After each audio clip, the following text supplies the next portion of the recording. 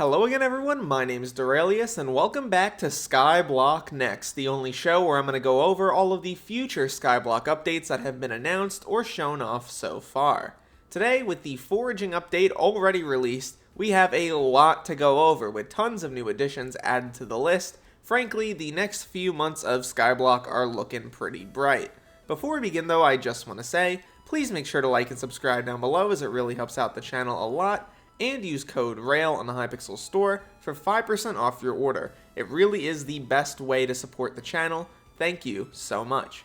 Without any further ado though, let's get started. Starting off with an update that's actually currently on the Alpha Network, we have the pet crafting revamp. The idea here is that all randomized pet crafts have been removed from the game, and all pets start at common rarity when you craft them. You upgrade them at cat for a way cheaper overall value. You also get the pets super early in the game, so you don't have to grind like crazy to get a good pet that you may want. They've done a few other things here, notably Hina's chapters. This is basically Skyblock chapters, but for Galatea. There are tiers of objectives here, each of which gives you some pretty nice rewards, Heart of the Forest XP, Skyblock XP, and a ton of attributes. Really nice system that hopefully gets expanded on in the future. Next up, we have a small to medium-sized Crimson Isle rebalancing. Basically, they're going to be going over the Crimson Isle attribute-centric content, revisiting them with necessary updates. They're going to be doing things like a Kudra Croceus. They're going to be doing updates related to Infernal Gear.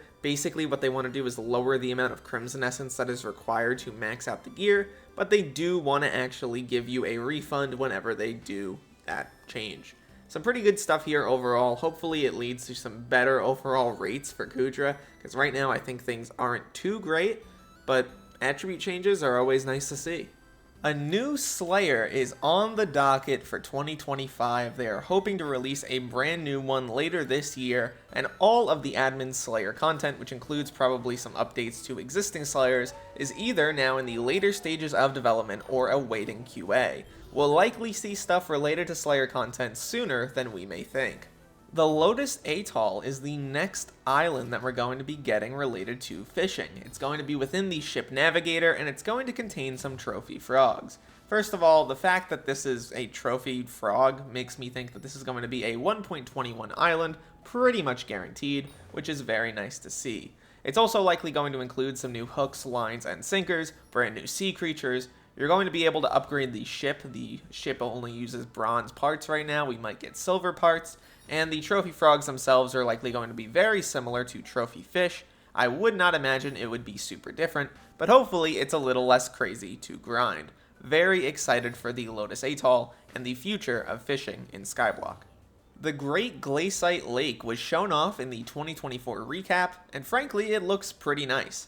It is a major update to the Glacite tunnels, focusing a lot more on fishing than the original Glacite Part 2, but there is a lot of mining content involved. The idea here is that the Great Glacite Lake will have an offering system. Players will be able to throw offerings into the lake, usually in the form of gemstones, and their next Glacite mineshaft will be more likely to be of that gemstone type.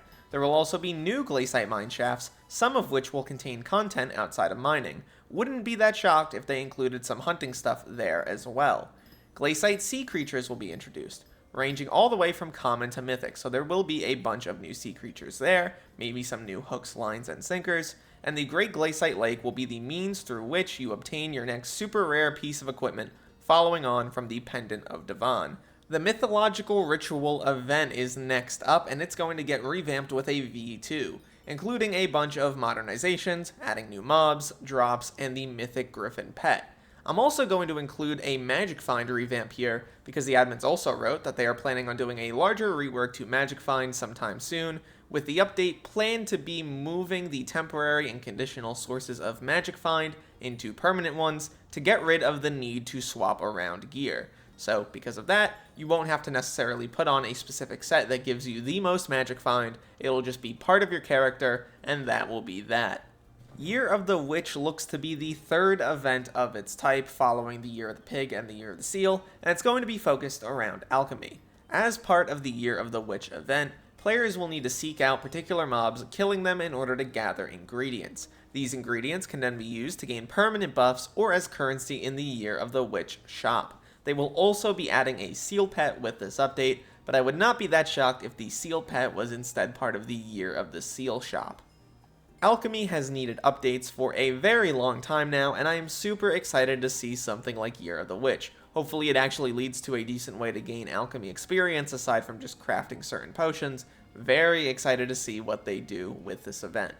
Hoppity V4, everyone's favorite update to Hoppity, and it will probably be one of the last major updates to Hoppity. It includes 3 major features. First, we're going to finally get a Chocolate Factory RNG meter, which will allow us to get the eggs that we're missing. There will also be a new Rabbit Faction Tower, which will let you select a faction to find rare eggs that can be traded with other players. This tower will aim at including the Chocolate Factory more in the economy, so players actually have a reason to trade around eggs. There will also be a new Unique Tower that will allow you to get unique rabbits that will remain in your possession as long as you pay enough coins to keep them. A coin sink, basically that's all it is. A lot more chocolate for people who want to spend a ton of money. Ironman W's is another update that was shown off in the 2024 recap and includes a bunch of improvements to the Ironman game mode. Notably, Ironman exclusive Shen's auctions and a cosmetic auction house that Ironman players can only buy from. Next up, we have the Goblin Army visual revamp. This one's pretty interesting because of the fact that we're in 1.21 now for the main server. They are able to do things like this, a visual revamp to the Goblin Army. This is not a new mining update, this is just changing up some existing mobs, but it is very exciting. It also means potentially that they'll have to move things like the Dwarven Mines to 1.21 only. I don't know if that's 100%, maybe they're going to be able to do something where it's a resource pack and you just put it on if you're on the newest version, and if you're on the older versions, nothing changes, but I wouldn't be that shocked if they wanted to update things anyway. There are also plans for a multi-part garden update that adds new gameplay options and explores other areas of farming, expecting development to begin sometime in 2025. This update's kinda hard to talk about because we don't have a lot of information about it, but I wouldn't be that shocked if it included things like the berry system in farming. Maybe they're going to be able to do something related to that, maybe they're going to be able to do a greenhouse system where you're growing crops or things like that. Maybe they're going to do husbandry as a sub-skill or something like that. There's a lot they could do here, especially with 1.21 opening up the game in a lot of ways. Very excited to see what they come up with, because I think anything is better than what we have currently in terms of the garden. The second and third islands of Galatea, or Taurus and the Mystical Forest, will likely be dropping later this year going into next year. The admins right now are collecting feedback related to the current island of Galatea, but you can expect a lot more content very similar to what we got right now. New god temples, new hunting stuff to do, new trees, notably truffle trees and pine rise trees were already talked about. They're going to be a lot more sweep on the other 2 islands, notably by Island 3 it seems like we're going to get thousands of sweep. There's also going to be a bunch of other changes and improvements. Wouldn't be that shocked if we got the other 2 contest systems. They want to do the other Starland Sisters, sure, that works totally fine. Lots of additions, lots of new places to go, and the islands themselves look really visually cool. We already got a few leaks on the Alpha Network.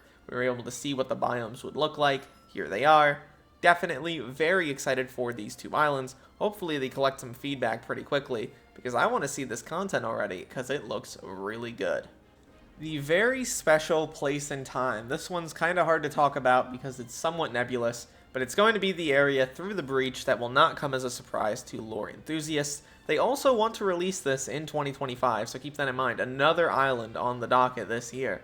This will likely be a continuation of the Rift storyline, although obviously this time we'll be able to bring our current gear through, I imagine, unless they want to do that mechanic again. It seems like this is going to be going back to the time of the dragons, back to the time of the Witherlords, back to the time of the Skyblock Islands maybe being all in one piece.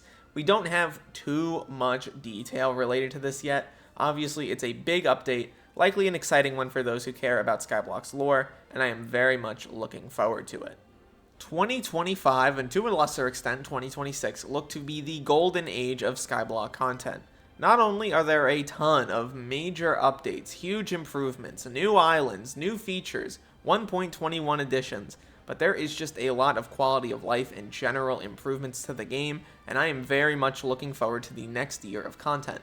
I wasn't even able to go over literally everything. There's a few other smaller things, like for example the resource pack, which they're working on, new menus, new things like that. There's just a lot of content right now, and I'm very excited to cover it all, go over it all with you, and just be excited about Skyblock for the first time in years. Would love to hear what you guys think in the comments down below. Feel free to leave all of your thoughts there. Look to the future, fellas. It's looking pretty bright.